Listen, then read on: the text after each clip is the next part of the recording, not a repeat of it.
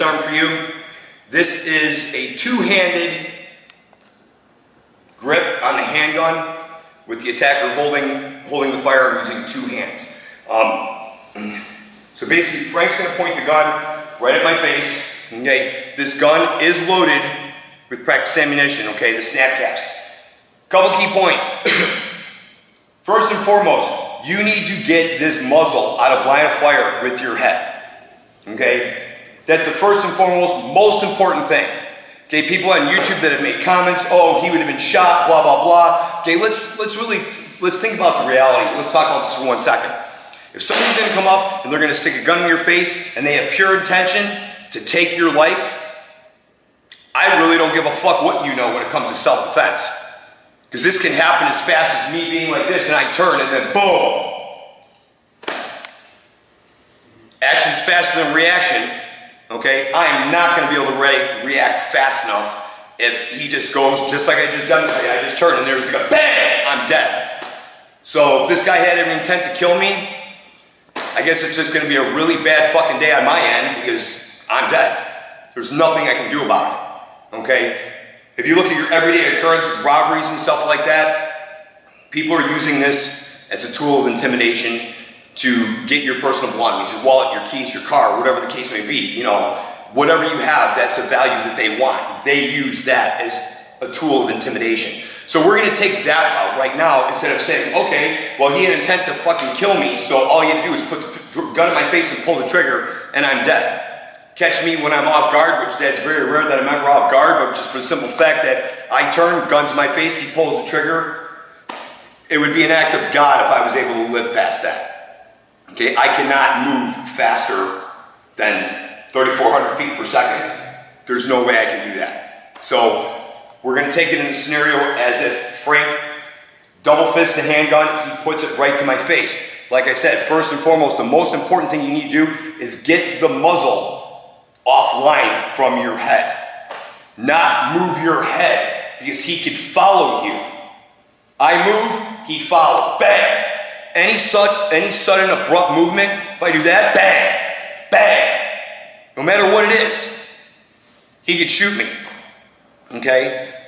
One thing that I would recommend doing is having your hands up. The second somebody presents that, immediately get in that defensive position of having your hands up. This shows that you're going to be subordinate to him, that if you're going to listen to his commands, whatever it is that he wants. Chances are he might be talking, telling you what he wants. Give me your fucking wallet, give me your keys, whatever. You know, real simple, you know, don't shoot, okay?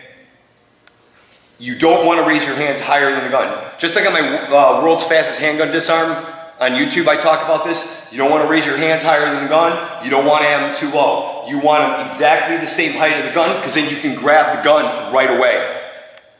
Notice I'm not doing this. Let's just say, for example, I'm able to grab the gun and lift and the gun discharges. He's taking off half my fucking head at this point. Watch how I drop my weight as I grab the gun. From there, I'm going to come straight up through his center line and I'm going to hammer fist punch him right in the jaw, throat, whatever. So here I'm going to hit him right in the jaw. From that point, I'm going to hook over his right bicep. At the same time, with my reaction hand, because we use gun hand, reaction hand in our weapon disarms, my reaction hand, the one that actually took hold of the firearm, I am now holding onto this gun with the ironclad death grip, okay? If this gun was to discharge, because of me squeezing as hard as I am on the gun, if there is a round in the chamber, if it goes off, if it fires, it's not going to cycle another round. I'm stopping that motion from happening.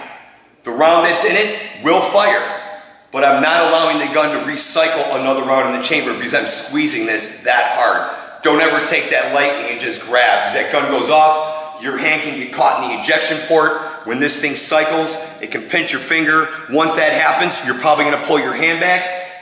If he's good with firearms, he's gonna rechamber around, and guess what? Cancel Christmas. You're gonna be dead. He's gonna kill you. So as you grab this is a strong, very strong grip, okay? The other thing too is you don't want to do this. Grab 2 inches, please. You don't want to do that. That's just fucking stupid. Okay, you don't want to do that because he's going to blow through your hand. Always come from underneath and grab this. So from here, you're coming underneath, grabbing, you're striking, you're hooking the right arm. There's multiple things that you can do with your legs at this point. If this becomes a struggle, you have to think that the attacker that has his gun is not going to want you to take the gun away. So he's just not going to let go. Okay? He's probably not going to let go with the left hand either if I'm hooking this to hit me in the face.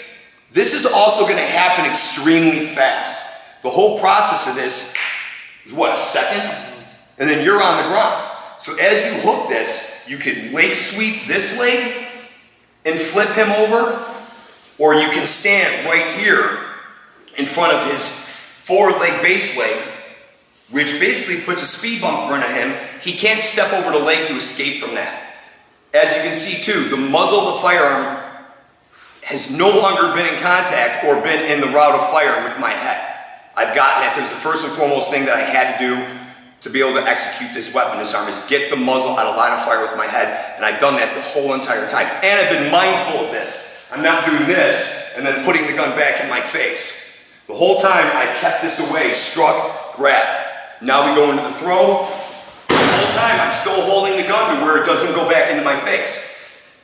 Let's just say he did discharge the weapon at that point, or you discharged it as I grab. From here, I can stomp on his head, rip the gun out of his hand.